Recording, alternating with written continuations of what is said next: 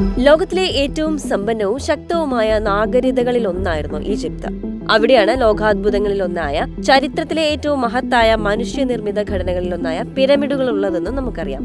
കണ്ണുകൾക്ക് അത്ഭുതമായ ആ പിരമിഡുകൾ ഉണ്ടാക്കിയെടുത്തത് എങ്ങനെയാണെന്ന സംശയം നാളിതുവരെയും നമുക്കുണ്ടായിരുന്നു. ലോകപ്രശസ്തമായ ഗിസ സമുച്ചയം ഉൾപ്പെടെ 31 പിരമിഡുകൾ 4000 വർഷങ്ങൾക്ക് മുമ്പ് ഈജിപ്തിൽ എങ്ങനെ നിർമ്മിക്കപ്പെട്ടു എന്നതിന്റെ രഹസ്യം ശാസ്ത്രജ്ഞർ കണ്ടെത്തിയെന്നാണ് പുതിയ റിപ്പോർട്ട്. BBC-യുടേതാണ് പുതിയ റിപ്പോർട്ട്.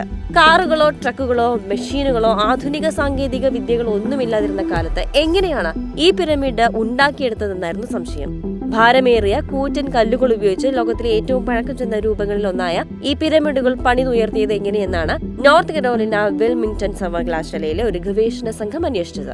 അവരുടെ അന്വേഷണത്തിൽ പിരമിഡിന്റെ രൂപം ലോകത്തിന് മുന്നിൽ പണിതെടുക്കാൻ അന്ന് സഹായിച്ചത് നൈൽ നദിയാണ്. നൈൽ നദിയുടെ വളരെ കാലമായി നഷ്ടപ്പെട്ടതും ഇപ്പോൾ സഹാറ മരുഭൂമിക്കിടയിൽ മറഞ്ഞിരിക്കുന്നതുമായ ഒരു പുരാതന ശാഖ വഴി ജലലഭ്യത പിരമിഡുകൾക്ക് കിട്ടിയിരുന്നു എന്നാണ് പറയപ്പെടുന്നത്.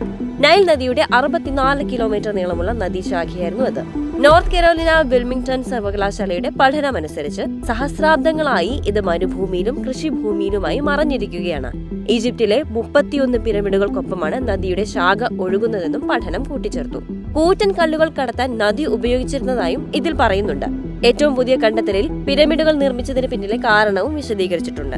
റഡാർ സാറ്റലൈറ്റ് ഇമേജറി നദിയുടെ ശാഖ മാപ്പ് ചെയ്യാൻ ഗവേഷകർ ഉപയോഗിച്ചു.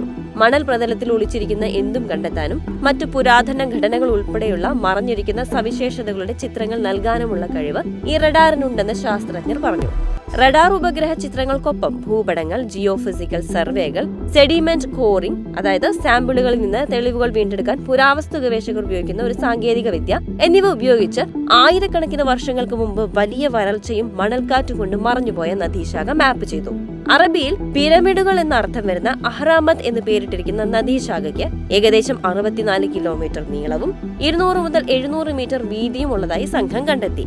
ഈ അഹ്റാമത്ത് ശാഖയുടെ അവിടെ നിന്ന് നദിയിൽ അവസാനിക്കുന്ന കോസ്വേകൾ അഥവാ ചിറകൾ കണ്ടെത്തി. ഇത് നിർമ്മാണ സാമഗ്രികൾ കൊണ്ടുപോകുന്നതിനുള്ള ഒരു പ്രധാന പാതയാണെന്നും ശാസ്ത്രജ്ഞർ വിശ്വസിക്കുന്നു. ഭാരമുള്ള കല്ലുകൾ വഹിക്കാൻ നദിയുടെ ഊർജ്ജം ഉപയോഗിച്ചത് മനുഷ്യന്റെ അധ്വാനത്തെ കുറയ്ക്കുകയാണ് ചെയ്തത്. അതുകൊണ്ട് തന്നെ ഈജിപ്ത് പിരമിഡ് പൂർത്തീകരണം നാം വിചാരിച്ചതിലും കുറച്ച് പരിശ്രമത്തിൽ തീർത്തതാകാമെന്നുമാണ് ശാസ്ത്രജ്ഞർ പറയുന്നത്. പണ്ടും ഇതുപോലുള്ള വലിയ സ്മാരകങ്ങൾ നിർമ്മിക്കാൻ ഈജിപ്തുകാർ ഒരു ജലപാത ഉപയോഗിച്ചിട്ടുണ്ടെന്ന് നമുക്കറിയാമെങ്കിലും ആർക്കും അത് ഏത് പാതയാണെന്ന് ഉറപ്പില്ലായിരുന്നു. യഥാർത്ഥ പിരമിഡ് സൈറ്റിലേക്കുള്ള ഈ മെഗാ ജലപാതയുടെ ആകൃതി, വലിപ്പം ഇതെല്ലാമാണ് ശാസ്ത്രജ്ഞർ ഇപ്പോൾ പരിഹരിച്ചിരിക്കുന്നത്.